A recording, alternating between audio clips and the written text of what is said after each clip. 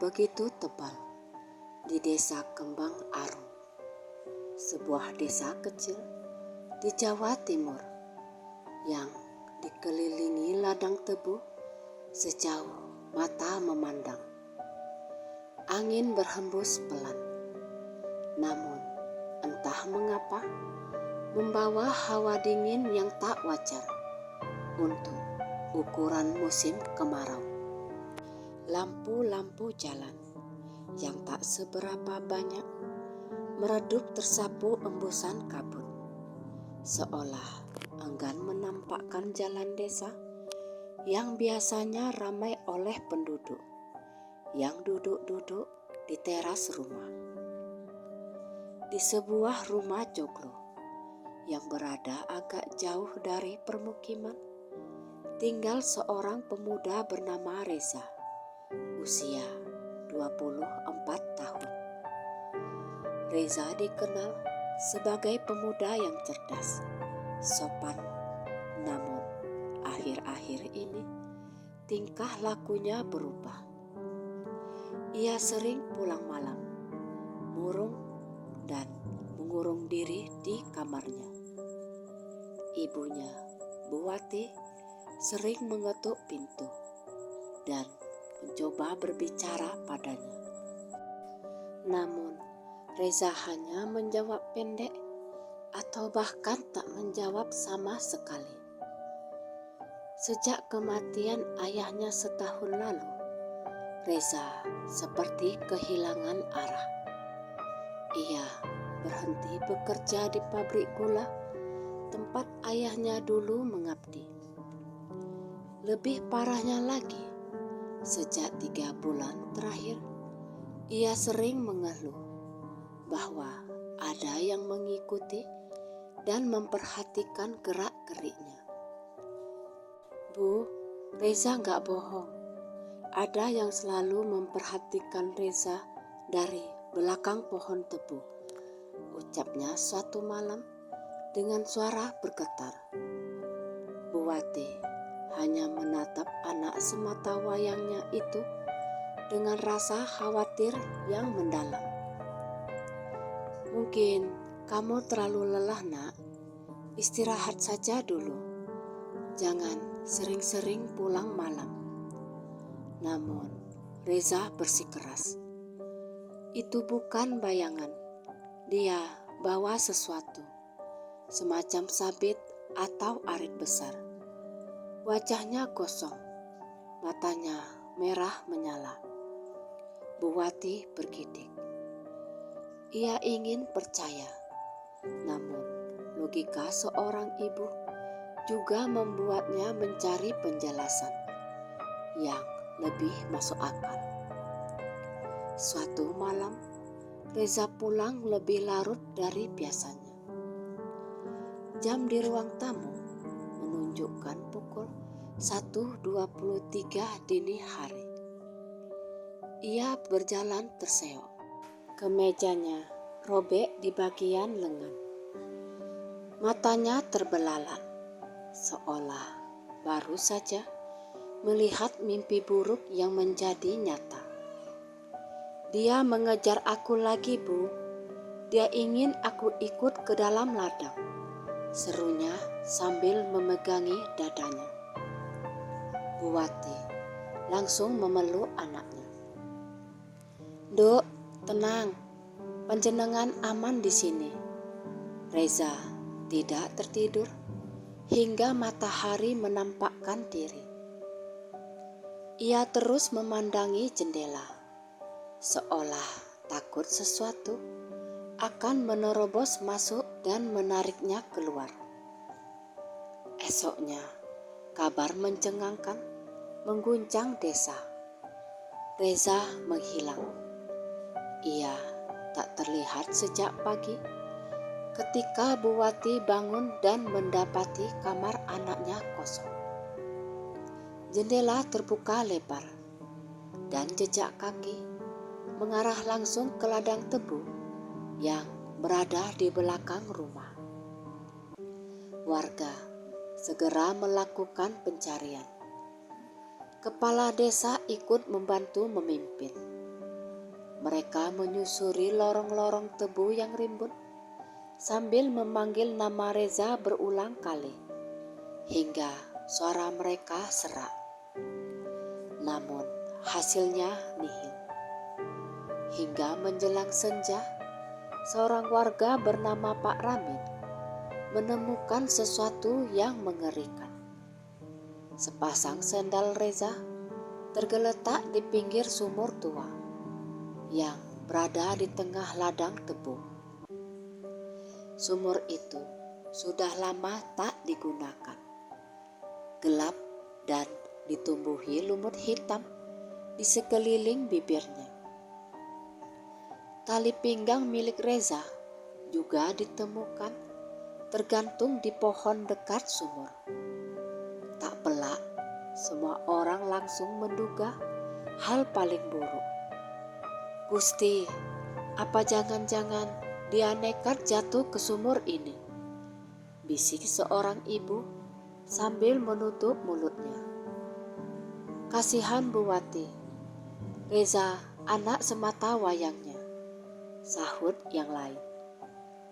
Warga langsung menyimpulkan bahwa Reza kemungkinan mengakhiri hidupnya sendiri karena tekanan batin yang ia alami. Meski belum ada bukti pasti, kesimpulan itu terlanjur menyebar seperti api di musim kering. Beberapa warga bahkan mulai membicarakan hal aneh yang mungkin mendorongnya melakukan hal itu. Waktu itu, dia bilang sering lihat bayangan hitam, ujar pemuda yang tinggal dekat rumah Reza. Iya, saya juga dengar. Wajahnya gosong katanya, sambung yang lain dengan suara pelan. Desa mendadak dipenuhi ketakutan dan bisik-bisik tak sedap. Namun yang paling terpukul adalah Bu Wati. Ia menangis tanpa henti di serambi rumah, memandangi ladang tebu yang kini terasa lebih mengerikan dari sebelumnya. Reza, pulang nak. Suaranya tercekat, terputus-putus. Meski pencarian dihentikan sementara karena hari sudah gelap, ada satu orang yang tak menyerah. Namanya Damar, sahabat dekat Reza sejak kecil. Ia menyalakan senter dan memutuskan menyusuri ladang lebih jauh. Aku kenal Reza. Ia tak akan melakukan hal sebodoh itu, ucapnya dalam hati penuh keyakinan. Semakin ia menyusuri ladang, semakin kabut turun menebal. Udara menjadi dingin dan suara serangga mendadak lenyap. Langkah-langkahnya terasa bergema sendiri hingga tiba-tiba, "Shh, jangan bersuara." Damar membeku. Suara itu terdengar begitu dekat, seolah berbisik tepat di belakang daun tebu yang bergoyang pelan. Dan ketika ia mengangkat senter, sosok yang selama ini membuat Reza ketakutan muncul tepat di depannya. Wajahnya menghitam seperti arang terbakar. Rambutnya kusut dan panjang menjuntai. Matanya menyala merah seperti bara api. Di tangannya terdapat arit besar yang meneteskan cairan hitam. Damar limbung, tubuhnya melemas, tak mampu bergerak. Sosok itu melangkah pelan, namun setiap langkahnya menimbulkan suara gesekan mengerikan. Kamu akan ikut kami. Sebelum Damar sempat berteriak, atau lari, semuanya menjadi gelap. Apa yang sebenarnya terjadi pada Reza? Benarkah ia telah mengakhiri hidupnya sendiri? Dan siapa sosok hitam yang mengincarnya? Misteri baru saja dimulai. Damar perlahan membuka mata. Kepalanya terasa berat. Tubuhnya seperti baru saja dipukul oleh sesuatu yang keras. Begitu pandangannya mulai jelas, ia mendapati dirinya terbaring di sebuah ruangan gelap dan lembab. Hanya ada satu cahaya kekuningan dari lampu minyak yang menggantung di dinding anyaman bambu yang tampak rapuh. "Di mana aku?" gumamnya seraya mencoba bangun. Ruangan itu sempit, hanya muat untuk 2 atau 3 orang berdiri. Aroma tanah basah bercampur dengan bau menyengat yang entah berasal dari apa. Damar menatap sekeliling, berharap menemukan pintu atau jendela, atau apapun yang bisa menjadi jalan keluar. Namun, ia tak menemukan apapun, kecuali, "Kamu akhirnya sadar juga." Damar tersentak. Suara itu datang dari sudut ruangan. Perlahan, sesosok tubuh merangkak keluar dari balik bayangan. Lampu minyak menyinari wajahnya. "Reza?" Ya, benar. Itulah Reza. Namun, tampak begitu berbeda. Wajahnya pucat pasi. Pakaian yang ia kenakan kotor dan sobek. Ada bekas luka di lengannya. Seolah saja baru menghindari cengkraman sesuatu yang tajam. "Kau kemana saja, Reza? Semua warga mencarimu." Damar langsung memegang bahu sahabatnya itu, memastikan ia benar-benar nyata. "Terlalu bahaya kalau aku kembali sekarang," jawab Reza. Suaranya lirih dan bergetar. Damar mengernyit bingung. "Apa maksudmu? Bahaya? Bahaya dari siapa, Reza?" Reza menunduk, menatap kedua tangannya yang gemetar hebat. "Dia menginginkan aku, dan sekarang dia juga menginginkanmu."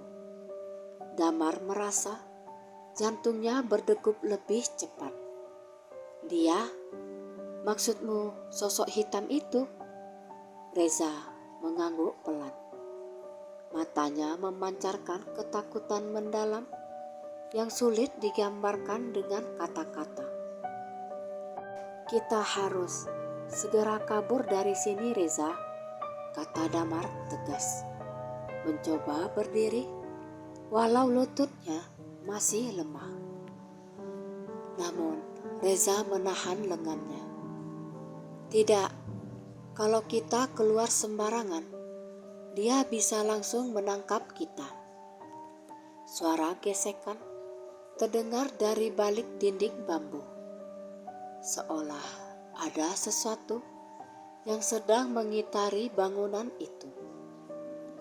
Damar membeku, menatap Reza dengan wajah ngeri. "Apa itu?" Reza menelan ludah. "Penunggu sumur itu. Dia yang selalu mengikuti aku. Sejak aku tidak sengaja melihatnya di malam ayah meninggal." Reza lalu mulai menceritakan semuanya. Bahwa malam ketika ayahnya menghembuskan nafas terakhir di pabrik gula, ia pulang melalui ladang tebu dan mendengar suara aneh dari arah sumur tua. Aku pikir ada hewan jatuh ke dalam sumur. Jadi aku mendekat, ujar Reza sambil memeluk lutut. Namun ketika ia melihat ke dalam sumur, aku melihat sosok hitam dengan mata merah menyala. Dia memandangku dan tersenyum. Sejak saat itu, sosok tersebut terus mengikuti. Awalnya hanya bayangan di kejauhan. Namun lama-lama semakin berani menampakkan diri. Bahkan berbisik di telinganya. "Kamu akan ikut aku." Kata-kata itu terngiang setiap kali Reza memejamkan mata. Aku tak kuat lagi. Jadi aku lari ke sini. Kamar tua ini tempat persembunyian yang dulu sering aku pakai di saat kecil ketika bermain petak umpet. Tapi sekarang tempat ini hanya jadi penundaan, bukan solusi. Damar memegang bahu Reza erat-erat. Kalau begitu, kita harus menemukan cara untuk mengusir sosok itu. Reza menggeleng. Tidak mudah. Penunggu itu sangat kuat. Dia menjaga sumur karena terdengar suara brak keras yang menghantam dinding dari luar, membuat bambu hampir patah. Lampu minyak berayun hebat, cahaya di ruangan berputar-putar. "Dia tahu aku di sini," seru Reza panik. Damar segera mencari benda apapun yang bisa dijadikan senjata. Namun ia tidak menemukan apapun selain batu kecil dan pecahan bambu. Suara lirih terdengar, seperti nafas berat yang menempel tepat di luar dinding. "Kalian tidak bisa lari." Damar menegakkan tubuhnya, bersiap menghadapi kemungkinan terburuk. Tapi tiba-tiba sebuah suara peluit nyaring terdengar dari kejauhan. Diikuti teriakan beberapa orang. "Cepat ke sini, aku lihat lampu minyak." "Itu suara warga," pekik Damar, dan hatinya sedikit lega. Hentakan pada dinding berhenti. Keheningan menyeruak. Lalu suara langkah menjauh, semakin lama semakin samar, hingga akhirnya menghilang. Reza menghela nafas panjang, namun tatapannya masih dipenuhi kecemasan. Kita tidak aman, dia pasti kembali. Beberapa saat kemudian, dinding ruangan dibuka paksa dari luar. Cahaya senter masuk dan menerangi wajah-wajah warga desa yang kelelahan mencari. "Gusti, Reza ada di sini rupanya. Dan Damar juga," seru salah seorang warga. Buati berlari mendekat dengan wajah berlinang air mata. "Alhamdulillah nak, kamu selamat." Reza dan Damar dibawa pulang. Semua warga berkumpul di rumah Reza. Kepala desa mencoba menenangkan situasi, namun gosip tentang makhluk penunggu sumur menyebar semakin cepat. Dukun desa yang dihormati, yaitu Mbah Raga, dipanggil malam itu juga. Ia menatap Reza, kemudian mengelus jenggot putihnya yang panjang. "Kamu dikejar bukan tanpa alasan nak," katanya serius. Reza tercekat. Apa apa yang ia inginkan? Mbah Raga menatap ke arah jendela, ke arah ladang tebu yang menghitam di balik kabut. Penunggu itu bukan makhluk biasa. Ia adalah roh yang tersesat, terperangkap di sumur itu puluhan tahun lamanya, dan kamu telah membangunkannya. Seluruh ruangan terdiam. Buati menutup mulutnya dan tubuhnya bergetar hebat. Kalau begitu, apa yang harus kami lakukan? Tanya kepala desa dengan suara tegang. Mbah Raga menatap Reza dan berkata, kita harus melakukan ritual pemutus ikatan. Kalau tidak, makhluk itu akan menjemput Reza dan siapapun yang dekat dengannya. Damar mengepalkan tangan. Aku akan membantu Reza, apapun yang terjadi. Reza menunduk. Suaranya hampir tak terdengar. Aku tidak mau lagi ada yang disakiti. Semua ini gara-gara aku. Mbah Raga meletakkan tongkat kayu di lantai. Ritual harus dilakukan di sumur tua itu. Malam ini juga. Semua orang menahan nafas mendengar kalimat itu. Sumur tua yang dimaksud adalah tempat makhluk itu tinggal. Tempat segala kengerian bermula. Dan kini mereka harus menghadapinya. Malam semakin larut, kabut kembali turun menebal. Rombongan kecil bersiap menuju ladang tebu. Mbah Raga, Damar, dan Reza. Ada juga beberapa warga mengikuti dengan membawa obor untuk penerangan. Langkah demi langkah, suara jangkrik lenyap tergantikan kesunyian yang menakutkan. Ketika sumur tua itu sudah terlihat, udara seolah membeku.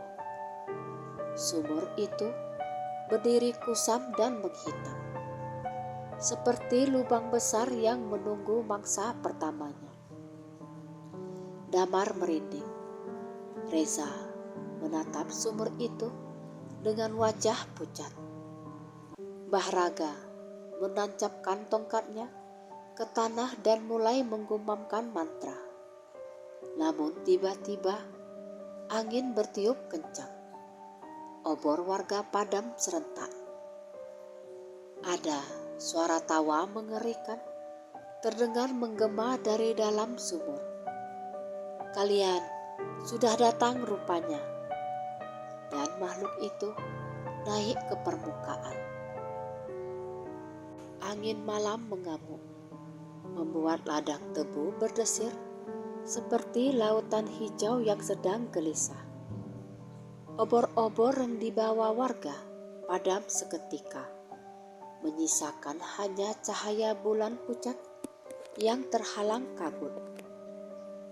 Semua orang menegang, tatapan mereka terpaku pada permukaan sumur yang mulai menghitam pekat, seperti tinta yang sedang mendidih. Sesuatu dari bawahnya bergerak naik perlahan, dan bentuknya semakin jelas. Makhluk itu pun muncul. Wujudnya menyerupai lelaki tinggi, namun kulitnya hangus seperti pernah terbakar parah. Mata merahnya menyala garang. Bibirnya robek hingga menampakkan deretan gigi hitam yang melengkung tak wajar. Di tangannya ada arit besar yang berkarat dan ia seret-seret, menciptakan suara kerasak-kerusuk menusuk telinga. Reza, gumamnya berat. Kamu milikku. Warga mundur beberapa langkah dengan tubuh gemetar. Beberapa perempuan menjerit lirih. Sementara kepala desa mencoba menenangkan mereka. Meski wajahnya sendiri juga pucat pasi. Mbah Raga berdiri tegak. Tongkatnya ditancapkan kuat ke tanah. Kau makhluk tersesat. Apa alasanmu mengejar anak ini? Makhluk itu mendongak, menatap Mbah Raga dengan sinis. Dia telah melihatku. Dia membuka jalan bagi kebebasanku. Reza menggelengkan kepalanya. Tapi aku tidak sengaja. Makhluk itu mengeluarkan tawa bergema, memantul di antara batang tebu yang berdiri rapat. Sejak aku terkubur hidup-hidup di sumur ini, puluhan tahun aku menunggu seseorang yang bisa melihat wujudku. Dan kini waktuku telah tiba. Kata-katanya membawa hawa dingin yang menusuk tulang. Damar maju, mencoba melindungi Reza, meski lututnya gemetar. Aku tak akan biarkan kau mengambil Reza. Makhluk itu bergerak secepat kilat. Dalam sekejap, ia berada di depan Damar dan mendorongnya hingga terlempar beberapa meter, menghantam batang tebu. Reza berteriak. Ia hendak menghampiri Damar, tapi Mbah Raga mengangkat tangannya untuk menahan. Jangan, dia hanya ingin memancingmu. Makhluk itu melangkah ke arah Reza, mengangkat aritnya tinggi-tinggi. Kamu harus ikut aku ke dalam kegelapan. Reza mundur dengan wajah penuh horor. Namun sebelum arit itu melayang turun, tanah di sekitar sumur bergetar ketika tongkat Mbah Raga menghantam tanah. Kilatan cahaya hijau muncul melingkar mengelilingi sumur. Makhluk itu terpental ke belakang, menggeram marah. Roh penguasa tebu, roh penjaga tanah, lindungilah kami dari yang terkutuk, seru Mbah Raga membaca mantra lantang.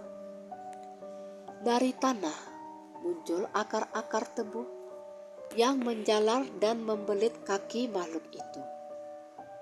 Ia berteriak keras, mencoba meronta. Namun ikatan alam menguat menahannya. Reza menatap ngeri. Kenapa dia terkutuk? Apa dia dulunya manusia? Mbah Raga mengangguk pelan, masih membaca mantra, namun menjawab cepat. Dulu dia penjaga pabrik gula. Ia difitnah mencuri dan dihukum secara tak adil. Ia dilemparkan ke sumur ini dan dibiarkan mati tanpa dikubur. Amarah dan dendamnya menahannya di dunia ini. Reza terkejut. Hatinya tersentuh rasa iba. Jadi ia hanya ingin bebas. Makhluk itu berhenti meronta dan memandang Reza dengan sorot mata yang penuh luka dan murka yang bercampur jadi satu. Bebas dengan menggantikan posisiku di sumur ini, desisnya marah. Semua warga membelalak ngeri. Reza mundur satu langkah, wajahnya pucat. Kenapa harus aku? Makhluk itu terbahak-bahak. Kau melihatku, berarti kau punya tanda untuk menggantikan tempatku. Akar-akar yang menahan makhluk itu mulai melemah. Damar yang masih terbaring kesakitan berusaha bangkit. "Reza, jangan biarkan dia menyentuhmu." Mbah Raga segera memberikan sebuah kantong kecil kepada Reza. "Ini bunga telon dan garam berkah. Lemparkan ke arahnya ketika aku beri aba-aba." Sementara itu, warga yang lain diminta membuat lingkaran besar dengan menancapkan potongan tebu yang sudah diberkati. Semua dilakukan dengan terburu-buru, namun penuh kehati-hatian. Makhluk itu menggeram marah. Aritnya berayun memutus akar-akar yang menahannya. Ia bangkit lagi. "Kalian semua akan mati." Ia melompat ke arah Reza dan Mbah Raga pun berteriak lantang, "Sekarang nak, lempar!" Reza memejam sejenak dan melemparkan kantong itu sekuat tenaga. Kantong tersebut pecah di udara, menaburkan bunga dan garam yang berkilau seperti serpihan cahaya. Ketika bahan itu menyentuh tubuh makhluk tersebut, asap hitam mengepul dari tubuhnya. Ia berteriak kesakitan sambil terhuyung mundur. Wajahnya terdistorsi oleh rasa sakit yang luar biasa. "Tidak, aku belum bebas. Aku ingin bebas." Sebelum ia menyelesaikan kalimatnya, Mbah Raga menghentikan tongkat sekali lagi. Suara gemuruh mengguncang ladang. Akar-akar tebu menjalar naik, melilit tubuh makhluk itu kuat seperti rantai besi. Perlahan, tubuhnya tertarik kembali ke arah sumur. Makhluk itu tertelan oleh kegelapan sumur, meninggalkan gema suaranya yang berangsur memudar. Sumur itu akhirnya tertutup oleh tanah dan akar yang berbau, seperti tak pernah ada sumur di sana sebelumnya. Semua warga menghela nafas lega, namun kaki mereka masih gemetar oleh sisa ketakutan. Kepala desa bersujud syukur, sementara beberapa warga terduduk sambil mengusap wajah penuh peluh. Reza melangkah lunglai, hampir tak percaya bahwa ia masih hidup. Buati memeluk anaknya erat-erat dengan tangis haru. "Alhamdulillah, engkau kembali, nak." Damar datang mendekat, menepuk bahu Reza sambil tersenyum, meski wajahnya masih menahan sakit. "Aku sudah bilang, kamu tidak akan pergi begitu saja." Reza tersenyum kecil, namun matanya masih menyimpan satu pertanyaan besar. Ia lalu menatap Mbah Raga. "Apa semuanya sudah berakhir, Mbah?" Mbah Raga memejamkan matanya sebentar, merasakan angin yang melewati ujung jarinya. Belum sepenuhnya. Makhluk itu masih terperangkap, dan dendamnya belum selesai. Ia membutuhkan kesaksian dan kebenaran. Reza menatap Mbah Raga bingung. "Apa yang harus aku lakukan, Mbah?" Sang dukun menatap langit malam yang kini mulai tampak lebih terang. "Kau harus membantu mengungkap kenyataan yang disembunyikan sejak dulu. Hanya dengan begitu, arwahnya bisa tenang dan tak lagi menagih pengganti."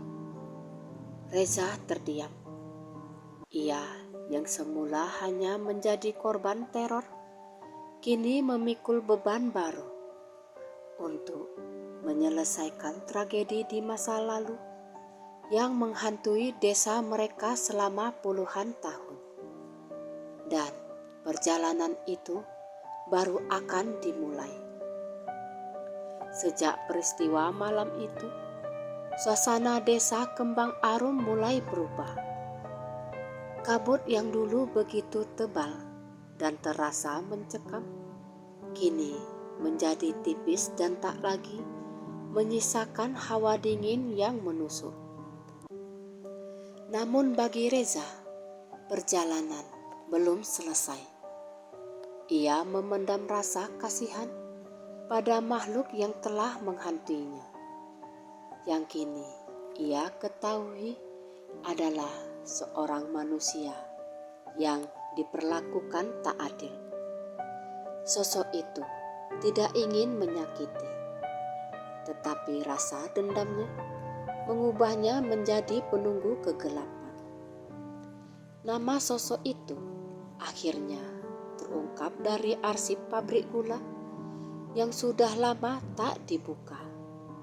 Surya Wibawa, seorang mandor rajin dan disegani.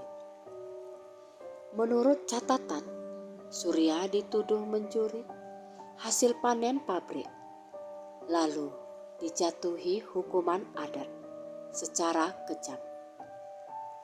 Tapi cerita itu terasa janggal. Reza yakin ada ketidakbenaran yang harus diluruskan. Dengan ditemani Damar, Reza mendatangi Pak Gino, seorang mantan pekerja pabrik yang kini sudah renta dan tinggal sendirian. Konon dia adalah saksi terakhir dari kejadian itu. Pak Gino menyambut mereka di teras rumahnya. Wajahnya dipenuhi keriput, namun sorot matanya masih tajam. "Kalian mau tahu soal Surya ya?" gumamnya lirih. Reza mengangguk penuh harap. "Kami ingin tahu kebenarannya, Pak, agar arwahnya bisa tenang." Pak Gino menghela nafas panjang, seolah ia menanggung beban selama puluhan tahun yang tak pernah ia ungkapkan. "Aku dulu masih muda. Aku tahu semuanya. Sebenarnya Surya tidak mencuri. Ia dijebak oleh mandor lain yang iri karena Surya mau menikahi gadis yang sama-sama mereka incar." Reza menelan ludah. Hatinya terasa diremas. Kenapa tidak ada yang membelanya? "Ada, ayahmu." Reza dan Damar sontak terperangah. "Surya dan ayahmu bersahabat. Ayahmulah yang paling keras menentang hukuman itu. Tapi suara ayahmu dikalahkan banyaknya orang yang dibutakan oleh fitnah." Pak Gino memejamkan mata. Suara seraknya semakin bergetar. Hingga akhirnya mereka menjatuhkan Surya ke sumur tua itu dan membiarkannya mati perlahan. Damar mengepalkan tangan menahan marah. Reza menunduk. Air matanya menetes tanpa ia sadari. "Ayahmu merasa bersalah seumur hidupnya," lanjut Pak Gino. "Sebelum meninggal, ia sering datang ke sumur itu, memohon maaf dan berharap Surya diutus kembali ke cahaya." Kini semuanya jelas. Reza bukan hanya diburu oleh sosok dendam, ia juga menjadi satu-satunya harapan untuk menuntaskan penyesalan yang diwariskan oleh ayahnya. Malam berikutnya, Reza dan Damar kembali ke lokasi sumur yang kini tertutup tanah. Mereka ditemani Mbah Raga dan Pak Gino yang sudah mempersiapkan sesajen dan benda-benda suci untuk ritual terakhir. Mbah Raga menyalakan dupa. Aroma harum mengepul naik menuju bulan purnama yang menggantung megah di langit. Reza melangkah ke depan, membawa foto Surya dan secarik kertas yang berisi pernyataan kebenaran bahwa Surya tidak bersalah dan tuduhan itu hanyalah fitnah.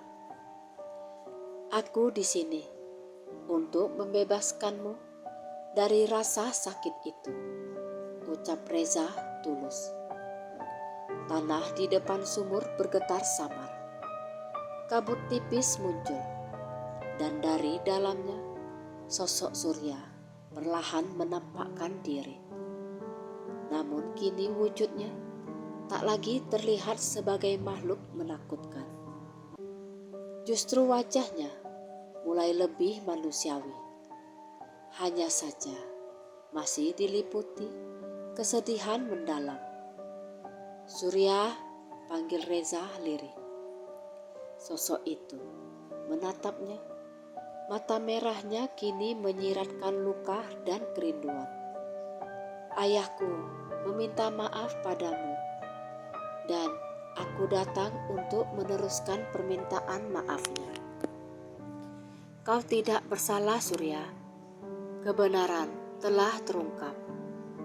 Reza mengangkat foto dan surat itu, lalu membacakan dengan jelas di hadapan saksi-saksi yang hadir. Surya Wibawa adalah lelaki jujur yang difitnah dan dihukum tanpa keadilan. Kehormatannya harus dipulihkan. Semoga arwahnya mendapat kedamaian.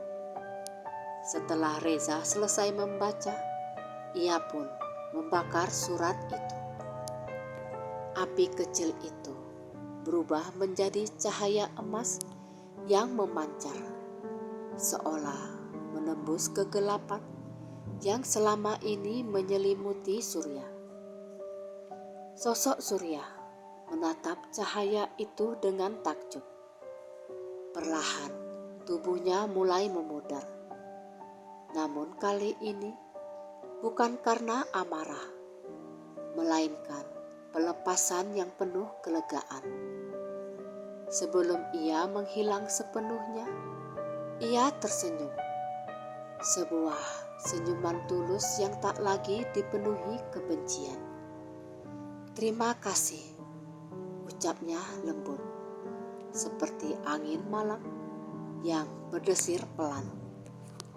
Dan kemudian ia lenyap bersama harumnya bunga dan dupa yang tertiup angin. Semuanya jatuh dalam keheningan singkat. Lalu Mbah Raga menepuk bahu Reza dengan bangga. Kamu telah melakukan hal besar malam ini. Kamu telah menyelamatkan sebuah jiwa dari penantian panjang. Pak Gino duduk bersimpuh menitikkan air mata. Damar mengangguk sambil tersenyum lega. Sedangkan Bu Wati yang sedari tadi menunggu dari kejauhan berlari memeluk anaknya. Reza mengusap punggung ibunya, namun di wajahnya tampak senyum tulus yang baru pertama kali muncul setelah sekian lama. Dan sejak saat itu, hidup Reza berubah. Ia kembali bekerja di pabrik gula, melanjutkan perjuangan sang ayah. Reza juga membantu warga mengurus ladang tebu yang kini tumbuh lebih subur daripada sebelumnya. Kabut tak lagi membawa teror, justru menjadi pemandangan indah di pagi hari. Desa Kembang Arum pun hidup kembali dalam kedamaian. Meski begitu, setiap Reza melewati tempat sumur tua yang kini telah menjadi lahan tebu biasa, ia selalu mengucap dalam hati, "Semoga kau tenang di sana, Surya. Terima kasih karena telah mengajariku arti keberanian dan kebenaran." Dan Reza tahu, selama ia menjaga kebenaran dan memegang harapan, ia tak akan pernah dekat lagi oleh kegelapan.